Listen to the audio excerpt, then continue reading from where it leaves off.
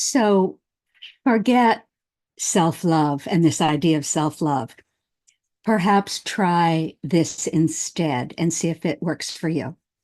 We are told constantly that for anything else to work in our lives, we have to love ourselves first. If you don't love yourself, then no one else will love you. And this is not exactly true. Holding this idea possibly will maybe make you do perhaps some foolish things to harm yourself. Self love sounds really good, but think about what it really means. It means that internally, you have to split yourself in two somehow, because to love yourself obviously requires two entities, the lover and the loved. The whole point of our form of goddess spirituality is to understand oneness. What's wrong with the perspective that most women, indeed most people, have in modern times is not exactly that they are not self-loving. It is that they do not include themselves in to all life, the life that they otherwise love. Most women are very loving with others. They love their children. They love animals. They love nature. They love roses. They love chocolate. They love other cultures. They love all life, except that they separate themselves from that life. Mentally, they take themselves out of the equation that they think of as all life. They do not include themselves in to the oneness that is all life.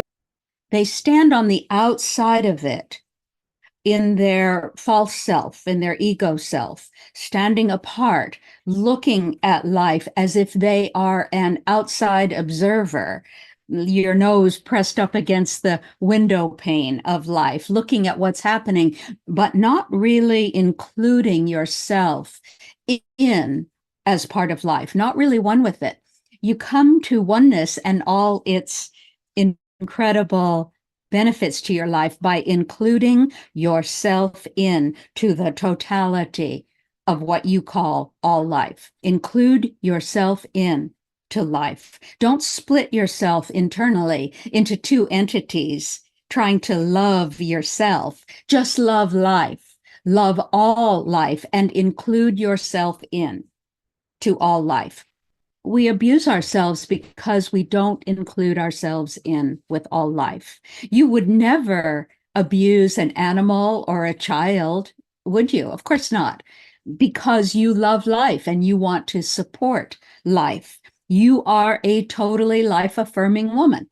But sometimes, is it not true that you abuse yourself because you do not include yourself into the life you otherwise affirm and support? Somehow you keep yourself as some sort of separate entity, not part, not one with the one there is only one of.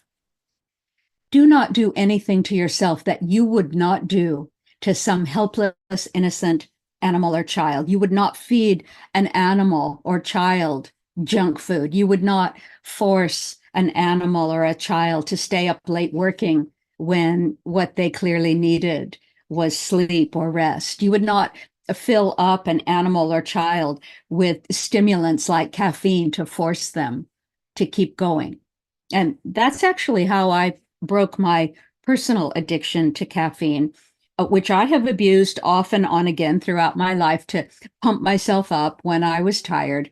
And I finally said one day, would I do this to a child, or would I let a child rest when they were tired? And the answer was so obvious, I just stopped.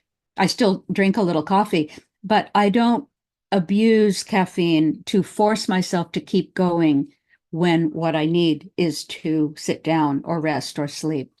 Because I would not do that to any child or any animal. I am part of life and I know it. So generally, I do not abuse life. And obviously, there are occasional times when I forget that, as do we all, but I remember more often than I used to. You would not make a child take depressants like alcohol or Valium to demand that they now relax and quiet down. You wouldn't tell a child or an animal that they were stupid. You would not criticize their efforts. You would not call them a failure. You would not berate them. You would not do any of these violent things to a child or an animal because you love life. So don't do these violent things to yourself. If you're cruel to yourself, it's only because you do not include yourself in to all of life. Someone telling you to love yourself is like telling a child who needs a hug to go sit in the corner and hug themselves. You telling yourself to love yourself is like telling a hungry child to go grow some food. Obviously, that is all ridiculous and unhelpful and cruel. Don't tell yourself or anyone else to love yourself. Just include yourself into life, and the love will automatically arise and be there and remain. Do not do anything to yourself that you would not do to life herself. Don't worry anymore about loving yourself or practices that show you that you love yourself. Forget self-love. It's a trap, and it doesn't get you the state you need to be in. Forget about your ego, this false sense of yourself that you created as a child to adapt to all the bullshit that was around you, wounding you, hurting you, harming you. Forget about all your ideas about yourself. Most of them are pretty negative and unhelpful anyway. Don't even think about accepting yourself. That's also splitting yourself into two entities, the one accepting and the one needing to be accepted. If you are aware that you reject or judge certain aspects of yourself, that's also splitting yourself into two, the judge and the judged. When we walk around silently judging ourselves, others automatically, subliminally tend to join in. The tiger always wants to kill the weakest animal of the herd. Judging yourself and all the aspects you think are flaws makes you weak energetically and makes the average other person just want to attack you the way you are quietly attacking yourself. So stop silently attacking yourself if you can, and just concentrate on being one with all life. And it may be true that others will stop judging and attacking you too. I judged myself for years for being too controlling.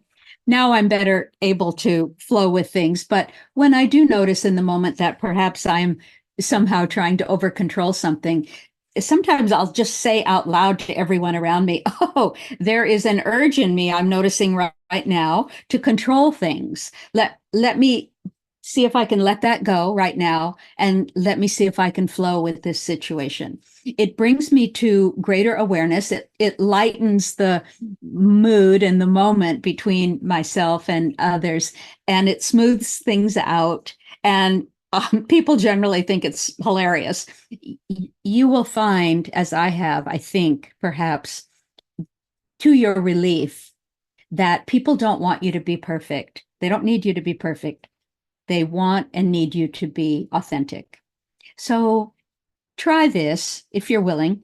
Mostly just forget about yourself and be present in the moment. Yes, of course, you remain aware of what's happening inside you. You remain aware of what your feelings and emotions and intuitions are. You're aware of what is happening around you, what's actually happening around you, not your opinion of what's happening. Two very different things. Just be present right now as life herself. Let your focus be in this moment. Let your focus be on loving life, not some mental idea of having to love yourself. And trust that you will, if necessary, be able to hold boundaries in the moment, just as you would for any animal or child to keep them safe.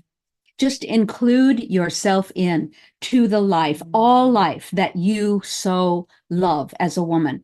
When you truly every day include yourself into all life, you will probably automatically be pretty lovable, and everything will happen naturally and beautifully for you. Blessed be.